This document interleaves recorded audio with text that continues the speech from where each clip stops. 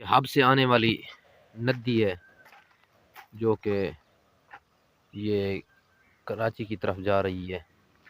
इसके अंदर मुख्तलिफ जड़ी बूटियाँ हैं। एक जड़ी बूटी तो हमने ये देखी है जिसको गाव ज़बान कहा जाता है। ये देखें गाव ज़बान, इसके फूल देखें, ये इसके फूल हैं गाव ज़बान।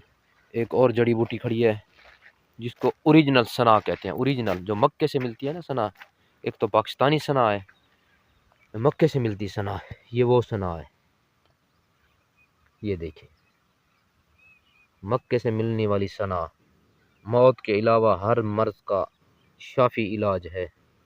कब्ज़ जितनी भी पुरानी हो खुश्क करें पाउडर बना के, आधी चम्मच रात को सोते वक्त नीम गर्म पानी से या दूध से खा के सोएं। सुबह खुलकर आपको पखाना आए।